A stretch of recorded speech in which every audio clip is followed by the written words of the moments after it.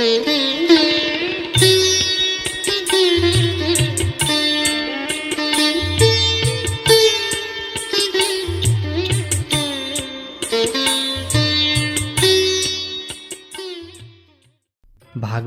पंडित जी का परम प्रिय शास्त्र था। कथा प्रवचनों के अलावा सामान्य समय में भी वे इसी की चर्चा करते रहते। घर पर विद्वानों का जमावड़ा रहता। छोटे मोटे प्रसंगों में भी वे भागवत के श्लोक सुना देते और हर तरह की समस्याओं का समाधान निकाल लेते। जिन दिनों बाहर रहते उन दिनों भी लोग उन्हें ढूंढते पूछते हवेली आ जाते थे। जब वे घर पर होते तब तो कहना ही क्या। ताई जी उस समय 3 साल के श्रीराम को पिता के सुपुर्द कर देती।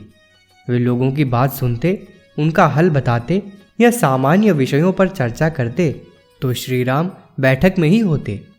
बाल सुलभ क्रीड़ाओं में मगन रहते या चुपचाप बैठकर वहां उपस्थित लोगों की बातें सुनते।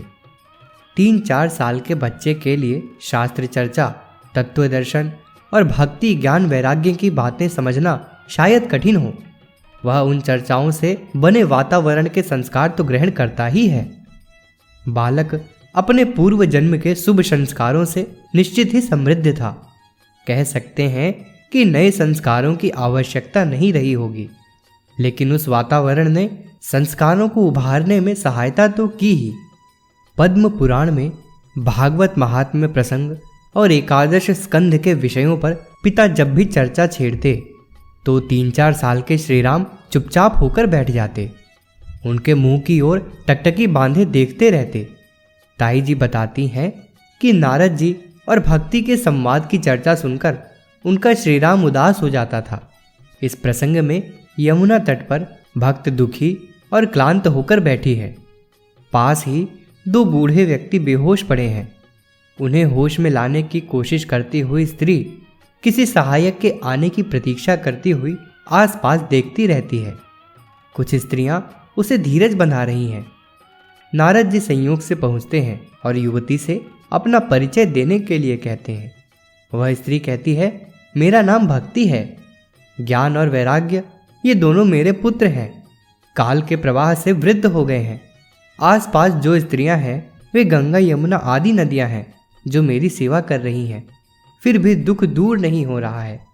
क्षीण होने का कारण भक्ति ने यह बताया कि पाखंडियों ने उसके साथ दुर्व्यवहार किया। उनके छल कपट और दुराचारों से भक्ति रुग्ण और अशक्त हो गई है।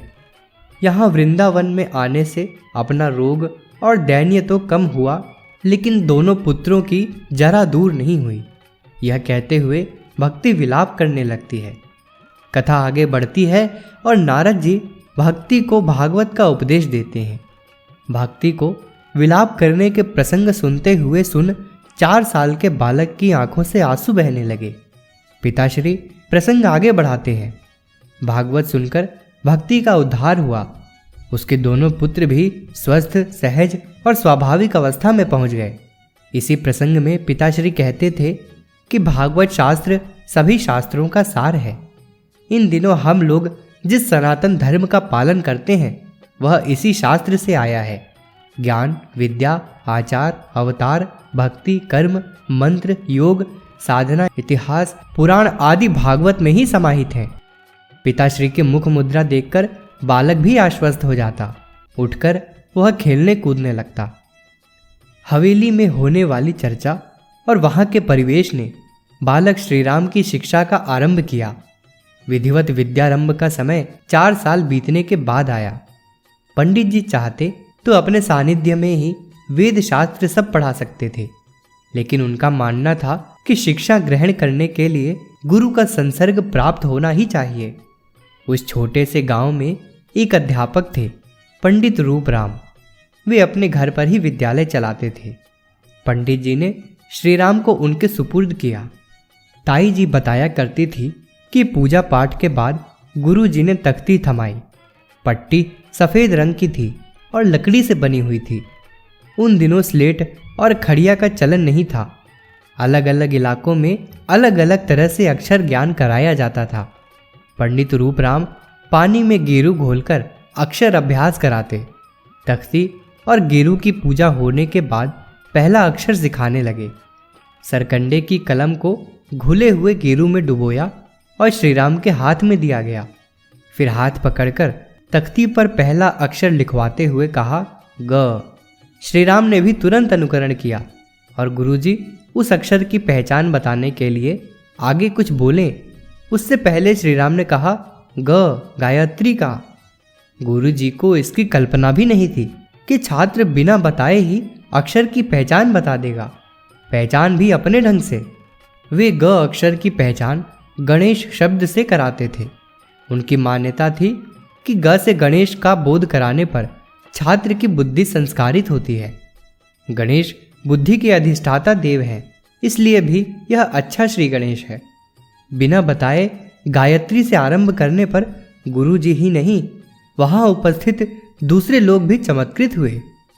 बाद में गुरुजी ने पूछा, श्रीराम तुम्हें किसने बताया कि ग मायने गायत्री? विद्यार्थी ने कहा, किसी ने भी नहीं, हवेली में सुना है। पिताजी भी इसी की कथा भागवत सप्ताह में कहते हैं। गुरु पंडित रूप राम के साथ पंडित रूप किशोर भी गदगद हो उठे थे।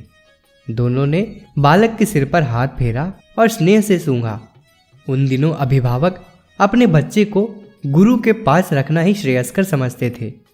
छात्र गुरु के पास जितना ज्यादा रहेगा उतना ज्यादा सीखेगा।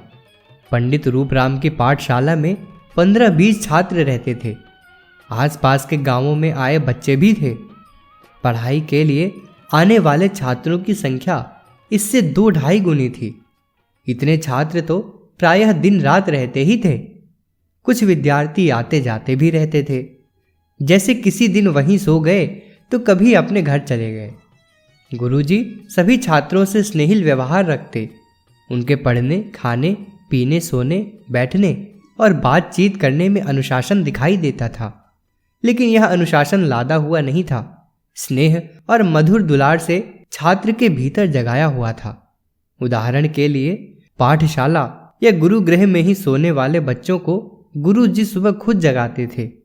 बच्चे थके मांदे नहीं हो तो भी देर तक नींद आती है। अभ्यास नहीं होने के कारण बिना नींद आए भी बिस्तर पर पड़े रहने में मजा आता है।